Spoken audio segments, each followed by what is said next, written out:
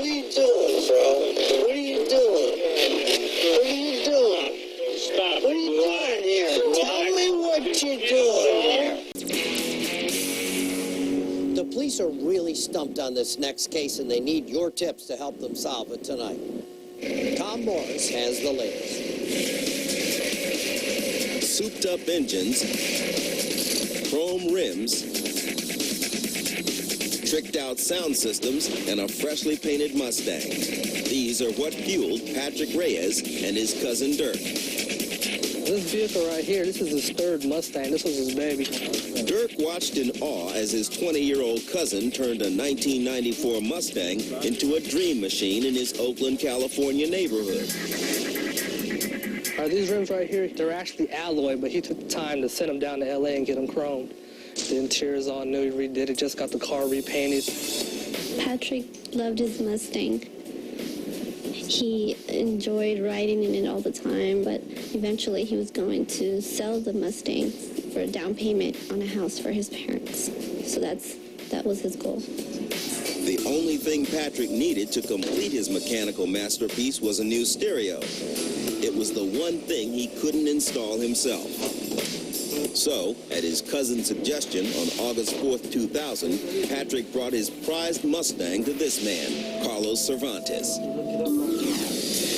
Patrick figured he'd pick up his car in a few days, but he soon learned that Carlos Cervantes was doing more than hooking up speakers. Patrick found out through a friend, through a phone call, that Carlos was driving his vehicle around. Come on, take it on over here. He was showing it off or showing people the vehicle like it was his. So my cousin, I guess, confronted him about that, and he denied it. But the car spoke for itself. When Patrick picked up the Mustang, he noticed it was dented and the engine wasn't running well. He was certain that the joyriding Cervantes had done was to blame. And to make matters worse, Patrick thought Cervantes did a shabby job of installing the stereo. So Patrick decided to confront Cervantes and demand his money back. He brought along his best friend, Alex Angelo. Hey, man, we want our money back, bro. Police say Cervantes agreed to the refund, and the two men agreed to drive him to another location where he would get the cash. But cops say it wasn't money that Cervantes picked up. Instead, he grabbed a Glock semi-automatic pistol. Then, in an effort to conceal the gun, he put on a heavy woolen poncho and wore it outside into the 80-degree August heat. Cops say Cervantes climbed back into the car, ready to carry out the final part of his murderous plan. He told Patrick and his friend that they had to take him to yet another place to get the rest of Patrick's money. It was a warm summer early evening. Neighbors were out. Patrick's car was traveling north on Cortlandt Street here. At about the point where it slowed for the speed bump behind me, the neighbors heard gunshots coming from the car. The car slowly rolls to a stop and collides with this tree. Patrick Reyes and Alex Angelo were each shot in the head.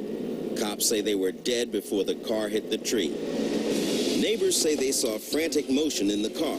Then the driver's door popped open, and they saw a man wearing a poncho run toward the woods.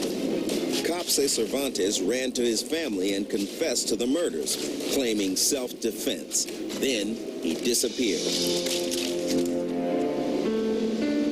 Dirk Reyes still finds it hard to accept that the dream car his cousin lived for led to his brutal death. I wanted to keep the vehicle because it's got a lot of memory left in there for me, and that's basically all I have left as a kind of token from my cousin. I'd rather keep it and keep it as my souvenir, my last piece of Patrick.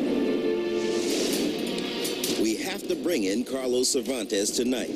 Police say Cervantes fled to Mexico but couldn't hack it. They think he came back to California and is again working on cars, installing stereos and alarm systems. He has some distinctive tattoos, including an Aztec bird on his right shoulder and a star-like figure on his chest. Friends may be helping to hide him, but cops say anyone around him is in danger.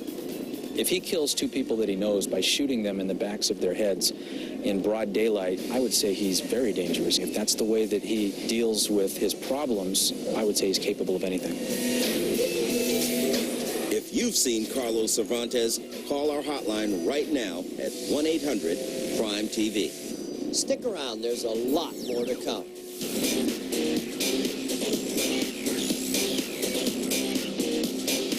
Coming up,